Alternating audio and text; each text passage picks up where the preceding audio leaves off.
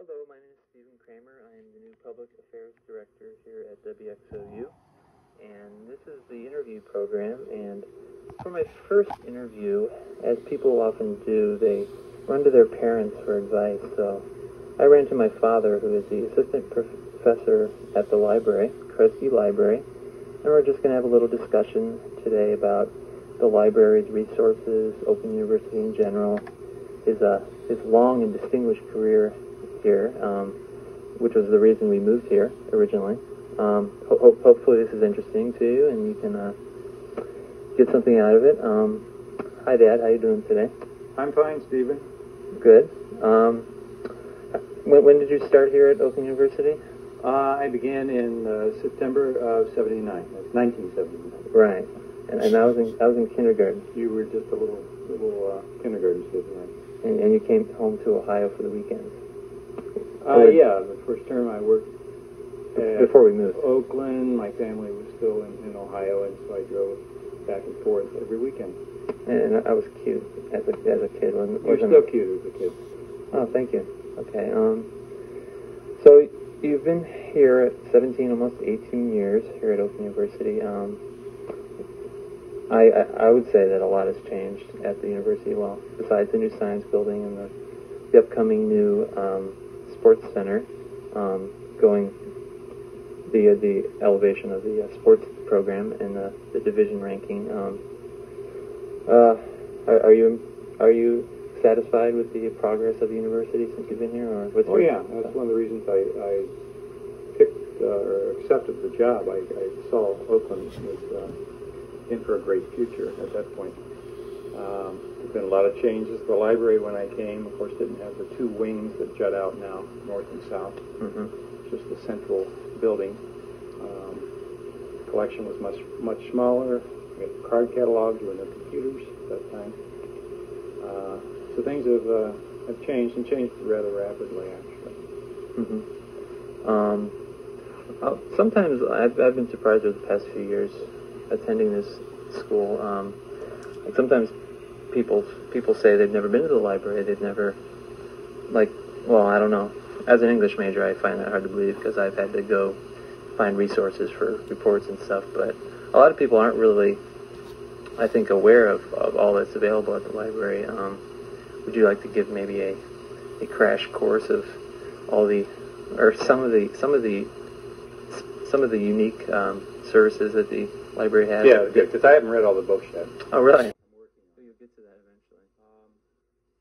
Yeah, we get a lot of students who come in and say they've never been here before. In fact, I've taught graduate level bibliographic instruction, and there are students in some of these graduate courses who have done their undergraduate work at Oakland, and they come up and tell me that, gee, it's the first time they've been in the library. So they've gone through 4 years, gotten a degree, and haven't been in the library. And you can do that. It depends on your curriculum, and if your instructors don't assign research papers, and you've got another place to study, your dorm, WXOU, wherever, you can get through without going to the library. Right. But if you're in any type of research-oriented program, such as English or history, you're going to have to come to the library. What we have, geez, it's a... Yeah, no, it's a big question. Medium-sized academic library with I'm not even sure what the number of volumes is now. I know that it's roughly over 2,000 periodical or journal subscriptions. We have access now to a lot of electronic databases that we hadn't had before. So, it's not just coming into the library and searching for what Oakland University has through the internet. You can link up to almost any library in the country that has a electronic online catalog. Where you can stand at the computer at Oakland U or SIP and peruse the catalog of the Library of Congress, for example, or the University of California at Los Angeles or whatever. A lot of information at hand. Right, and plus we have a very active interlibrary loan program, so if you see things in these other catalogs that we don't have, we can get them for you. fairly quickly. And Is that just for free. metro area? No, Mostly? no. Oh, you can borrow things from We go all over the world, actually, to get material for students. Obviously, if it's we have certain contractual arrangements with other Michigan universities, like Central State, for example. So we try to go to these nearer sources first, but if the material is not available, and this can be a book or it can be a journal article, we'll go wherever we have to go to get it. And this is a big change. In the old days, there was interlibrary loan, but there was no way to identify what libraries had. You almost had to guess that a large library might have a certain title. And now with the online catalogs being available through the internet and other ways, you can identify quickly who has what and make your selection from there. But as far as what Oakland has, like I say, we're a medium-sized library. I don't know how many hundreds of thousands of books we have, but we have a lot. We're a depository for government documents, both for federal and state of Michigan. That used to be your expertise. Yeah, I came here as a documents librarian. Still, it's supposedly my area of expertise, but it's less expertise than it used to be. Is that just because there's more volume now, and it's harder to keep it? No, we had some internal changes in the library, and we no longer have a central documents department. We still have a collection separate from the rest of the collection, but we don't have the department, and I'm not involved in a day-to-day operation like I used to be. Okay.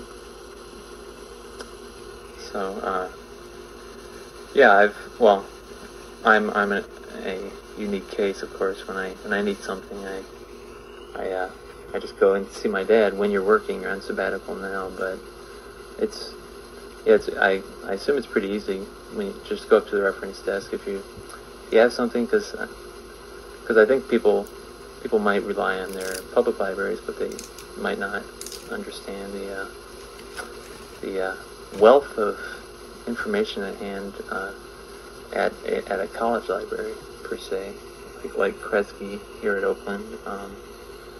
I understand I don't know if this would be giving out a secret, but you're during your sabbatical this semester, you're going to U of M, and you're training on some new information. Would you like to tell me a little bit about that? Well, what I'm doing is through some help from an expert at the University of Michigan Graduate Library, the Document Center there, and I'm getting exposure to federal websites. There's thousands of websites available through the internet that are sponsored by the federal government. Mm-hmm.